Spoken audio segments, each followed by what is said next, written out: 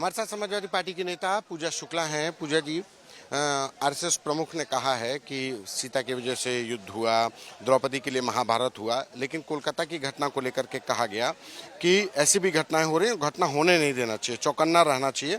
अपराध के वहां अपराधियों को संरक्षण देने का प्रयास किया। देखिए, अगर हम सर्वप्रथम सीता जी और द्रौपदी जी की बात करें तो सीता जी और द्रौपदी जी के लिए जो युद्ध हुआ वो आत्मसम्मान का युद्ध था, सम्मान का युद्ध था।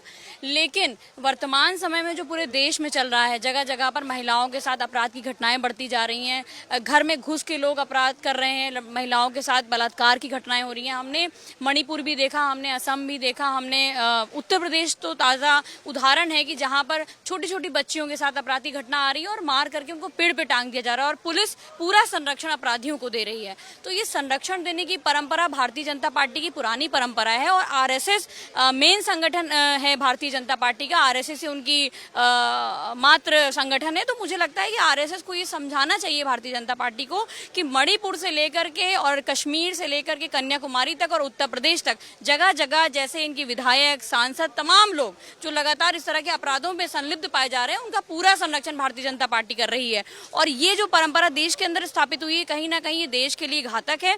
रही बात कोलकाता की, तो कोलकाता में सारी इंक्वायरी तो अब सीबीआई के हाथ में, तो सीबीआई फैसला करे और कौन संरक्षण दे रहा है। अगर सीबीआई के हाथ में फैसला है तो जाहिर सी बात है केंद्र संरक्षण दे रहा होगा, तो केंद्र को ऐसे लोगों को संरक्षण नहीं देना चाहिए और बलात्कारियों के लिए किसी भी व्यक्ति को संरक्षण नहीं देना चाहिए। सख्त से सख्त, कठोर से कठोर सजा बनाइए और जितनी जल्दी हो सके फास्ट ट्रैक के तहत बेटियों को न्याय मिलना चाहिए देश में। एक दूसरा भी बयान आया, कहा गया कि जो मूर्ति विसर्जन के दौरान, चाहे दुर्गा मूर्ति विसर्जन या गणेश मूर्ति विसर्जन, उस दौरान जो पथराव होता है तो पथराव में दुर्बल वर्ग के साथ जब तक कि पुलिस प्रशासन न आए तब तक हमें खड़े रहना चाहिए।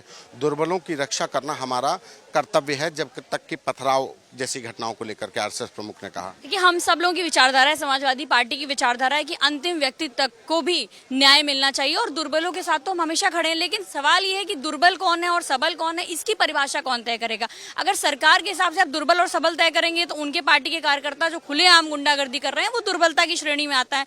तो सोचने की बात यह है कि दुर्बल और सबल में ये कैसे इसकी परिभाषा तय की जाए। और हमारा कहना है कि ऐसी घटनाएं जन्म ही क्यों लेती हैं, पहले ही क्यों नहीं सरकार सख्त हो जाती, पहले ही क्यों नहीं प्रशासन थोड़ी सख्ती बरतता है और जगह जगह जाकर के विजिलेंस रखता है ताकि इस तरह की घटनाएं ना होने पाए। क्योंकि इस तरह की घटनाएं सामाजिक सद्भाव को क्षति पहुंचाती है और मुझे लगता है कि दोनों ही वर्ग के लोग, जिनकी बात हिंदू और मुसलमान, दोनों ही वर्ग के लोग शांति चाहते हैं।